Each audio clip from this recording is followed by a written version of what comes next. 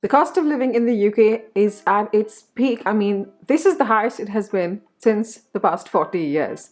And obviously, you're going to want to know all about this because when you move to the UK, this is going to affect you as well. It's going to affect how much you spend on essentials. It's going to affect how much you save. It's going to affect how much you can spend on those non-essential items like, can you buy that TV? How many times in the month can you eat out?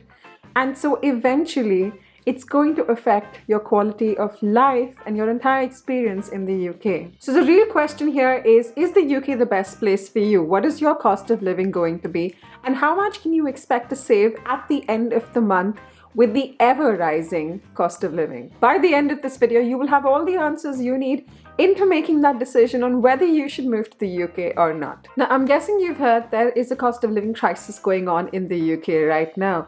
And with the ever-rising cost of fuel, food, and energy, the UK right now is in a particularly difficult spot. Now, the conflict with Russia is obviously one of the biggest reasons why this is happening, but there are also other reasons like this. COVID, there was an unusually cold year last year. The winter was really cold. So obviously, as a result of that, energy was more in demand. So energy prices started shooting up.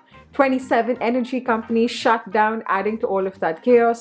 Apart from that, there were also supply chain issues, rising food prices, and overall chaos. So let me break this down for you. So when it comes to food, the cost of food and drink has gone up 12.6% year on year as of July 2022. The prices of some budget food items have risen more than 15%. So if a food item cost £1 in July 2021, it was likely to cost an extra 12.6p by July 2022. Milk, which is consumed by almost everyone, was a huge concern.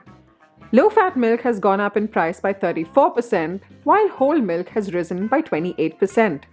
In terms of flours and other cereals, this category has risen by 29%.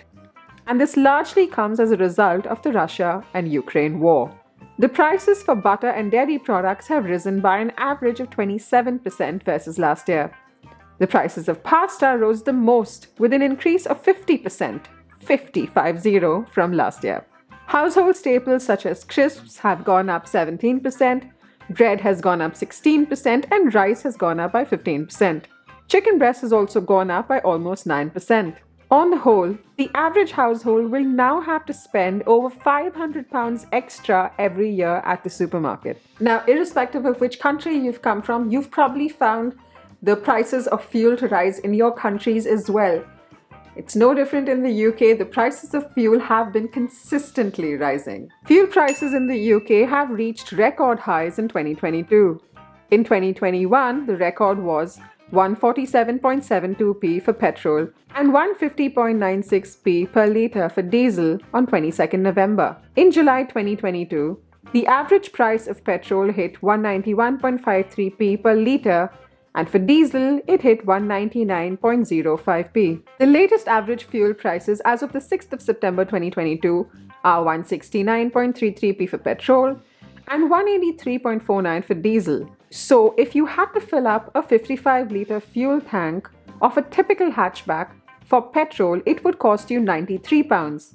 And it would cost you £100 if you had to fill it up with diesel.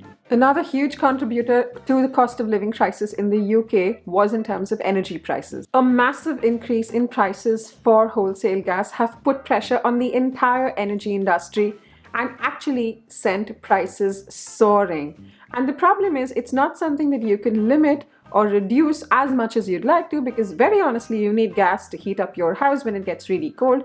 You need gas to do the cooking. So it's actually an essential commodity and you can't really slash costs there. The reason why the prices have been shooting up is also primarily because of the war with Ukraine and Russia going on.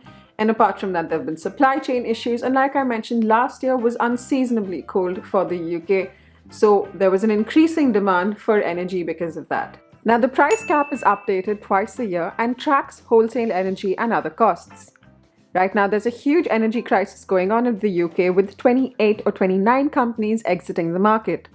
As a consequence of this, the current cap is at 1,971. Compared to last year, those on default tariffs paying by direct debit saw an increase of £694, from £1,277 to £1,971. Customers using a prepaid meter saw an increase of £708, from £1,309 to £2,117. So if you're planning on living in the UK with your family, or as a single individual, or even as a student, how much can you expect to spend month on month? Well, the answer largely depends on where you stay and how much you pay for rent, depending on whether you want a single room or a whole house or a house with a couple of rooms. And it also depends on where you stay, because cities are obviously more expensive than places outside the cities. But this should give you an overall idea.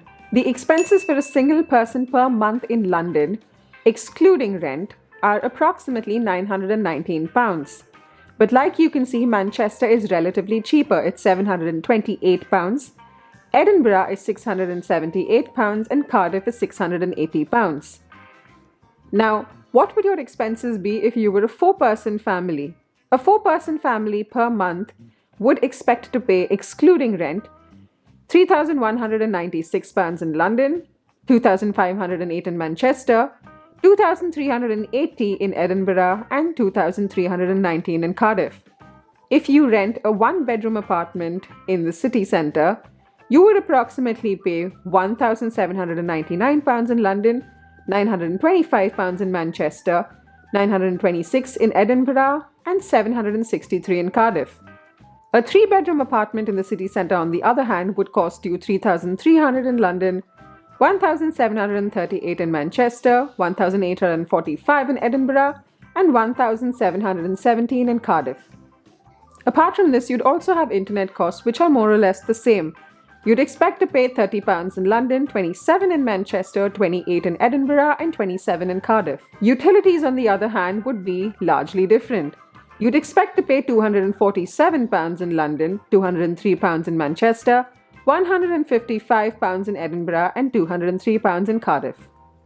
Whoa, I'm almost out of breath, so that's an absolutely good time to take a breather. And while you're here, this is your weekly reminder to subscribe to my channel if you haven't already, if you'd like to know more about moving to the UK and what your life's going to be like once you're here. And while you're at it, don't forget to click on the bell icon for notifications. So looking at overall costs, the average cost of living for a household in the UK is £373 per month in 2022, and approximately £4,000 to £4,500 including rent in larger cities. The average living cost for a single person in the UK is £2,000 per month. As a student, the average cost of living in the UK is approximately £1,000 to £1,600 a month including rent. The average cost of renting a house in the UK is £755. London has the highest average monthly rental costs at £1,425, which is approximately the double of the UK average. The average student accommodation rental cost in the UK is £421 per month. And the average family spends 93% of their combined income on living expenses and are left with only £223 of disposable income every month. What are the other costs that are rising? The Bank of England raised interest rates in August from 1.25% to 1.75%, which has been the highest since 2008. The council tax for Bandy has also increased from its annual £1,898 to £1,966, which is a £67 increase. It will also cost you more in terms of entertainment. The cost of a basic Netflix package has risen from £5.99 to £6.99 a month. Amazon is not far behind, with monthly subscriptions rising by £1 to £8.99, while the annual Prime membership will rise from £79 to £95. So that seems like a lot of bad news. I mean, is there any good news? Well, the good news is there is some good news. When it comes to food prices will continue to rise at least until 2023. In terms of fuel, in general, fuel prices have been rising since the Russian invasion of Ukraine. Towards the end of July, fuel prices at the pumps finally started falling. Prices are predicted to drop further as the wholesale cost of fuel continues to fall. In terms of energy, a typical household energy bill will rise to £2,500 a year from the 1st of October. It was earlier £1,971. Before the announcement, the typical household's bill had been due to rise to £3,549 a year. So that's some good news. So if you plan on moving to the UK, what can you do to try and control those costs? Well, when it comes to food, switching to supermarkets to find a cheaper one might be the solution. Aldi and Lidl are known for budget prices and good quality food. Aldi was the cheapest place to shop in July. Take a look at the Trolley app and compare the cheapest supermarket prices for your food shopping. You can also switch to supermarket-owned brands to save on food costs, or get a supermarket loyalty card. Another thing to consider is to shop later in the day to save on money on food. Discounts often start from around midday and can go throughout the day to up to 75% in the evening. You can also buy supermarket leftovers. When you buy leftovers from a supermarket, you get massive discounts, which means more saving. Use food apps like Too Good To Go and Karma to check which supermarkets have offers near you. Another way to spend less is to make a shopping list and stick to it while you're at the supermarket. No sudden impulse purchases. If you opt for membership at any large supermarket, you may often get supermarket coupons.